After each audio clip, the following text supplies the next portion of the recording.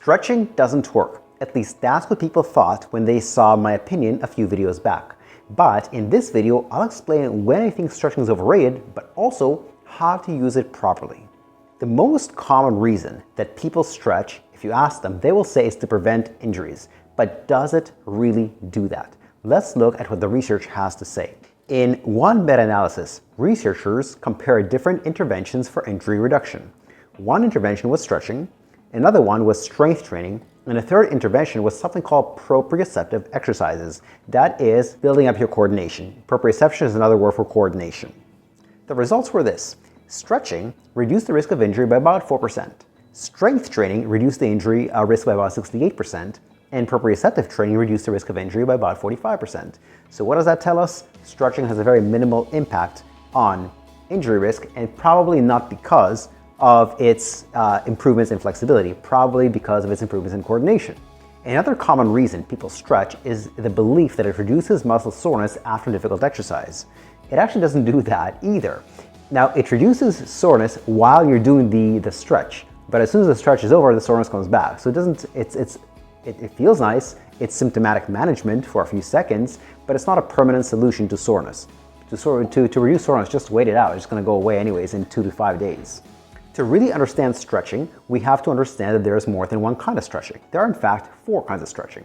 One kind of stretching, the one most people think about, is called static passive stretching. For example, you'll often see runners, before they're preparing to run, they'll put their leg up onto something and then reach for their toes and hold that position. That's called static passive stretching. Static because you're not moving, and passive because you're using an external force to get into and hold a position. Another method of stretching is called static active. So for example, if you've ever seen ballet dancers or martial artists raise their leg up with their own hip and hold it in midair without leaning onto anything, that's called static active. Because static, you're not moving, active because you're using your own muscle force to hold the position. The next type of stretching is dynamic passive. Dynamic means you're moving, passive means you're using an external force to stretch you, to move you into position. You'll often see this with sprinters. Before they start sprinting, they'll swing their leg up and down. So that's an example of dynamic passive stretching. And the last form of stretching is called dynamic active stretching. This one you also see with ballet dancers and martial artists when they are repeatedly raising their leg up out to the side and back down, out to the side and back down. That's just one example of it, but there are many ways of dynamic active stretching. Again, dynamic means you're moving, active means you're using your own force to take yourself through a range of motion. So these are the 4 different kinds of stretching. And as you can guess, different types of stretching are appropriate in different situations. So I can't say all stretching is overrated, but the most common type of stretching, which is static passive, is overrated in most people. But don't confuse the word overrated with useless. Overrated simply means it's being attributed a superiority that it doesn't have. It's being attributed benefits that it doesn't have. There's a time and a place for static passive stretching, but not for the reasons mentioned previously, like injury reduction or soreness reduction.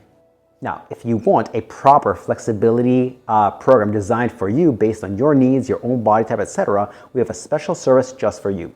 If you click on the link in the description below, that'll take you to our homepage where you can schedule a 10 to 15 minute Zoom chat, which is complimentary, to see whether or not we can work together. This is no obligation, no hardcore sales pitch, no pressure, just to see what's your situation and can we help you get there.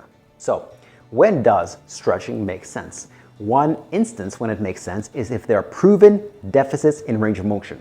In other words, your subjective feeling of tightness is not a good reason to stretch. We have to match the subjective, what you feel, with objective range of motion testing. Very often, there are discrepancies between subjective feelings of tightness and objective range of motion testing. Why is there a discrepancy? Not because you're actually tight. Just because you feel tight doesn't mean you are tight. That you could feel tight for other reasons besides lack of range of motion. So if there are proven range of motion deficits, stretching makes sense. But even then, not forever and ever, just until range of motion is normalized. That typically takes anywhere from 1 to 8 sessions of stretching. Again, this is not a lifelong endeavor. After you've normalized range of motion, you don't need to put that much work and time into it to maintain it. Progress is very different than maintenance. To maintain newly established flexibility, you only need to do it about once a month to once every 3 months. Another time that stretching makes sense is if you're preparing for dynamic activity. For example, if you're about to run, if you're about to sprint, if you're about to play tennis, etc., then dynamic passive stretching makes sense. That's what you see sprinters doing, ballet dancers, etc. before a performance. They're actually going to swing their leg or do something with their arms before the performance because it's a dynamic stretch to prepare you for a dynamic performance. It doesn't make much sense to do a static stretch before a dynamic performance because that's actually going to reduce your performance, not improve it. A third instance when stretching makes a lot of sense is if somebody needs more than average flexibility for their daily life. In other words, if you're just a sedentary person, you're not doing any sports, you probably just need average flexibility.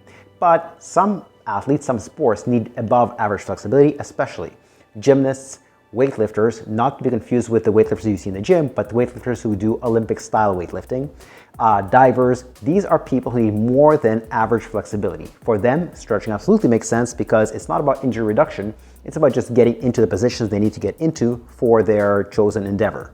And the fourth time when stretching makes sense is just psychologically, if you like it, if it feels good to you. It might not have any fitness or flexibility benefits, it might have anything to do with injury reduction or soreness reduction, but usually it has no harm. So if you like it, give it a shot. It's not going to do much good, but psychologically, if you like it, it might do you psychological good. If you like this information, we have a newsletter with lots more information just like this. Click on the other link in the description below, and the newsletter will be sent to you. You'll always have the option to unsubscribe. As I mentioned, a very common reason that people do stretching is to reduce the risk of injury. But as we know, it doesn't really reduce injury risk very much. Strength training, on the other hand, does. But how do you strength train properly for injury risk reduction? Click on this video to find out.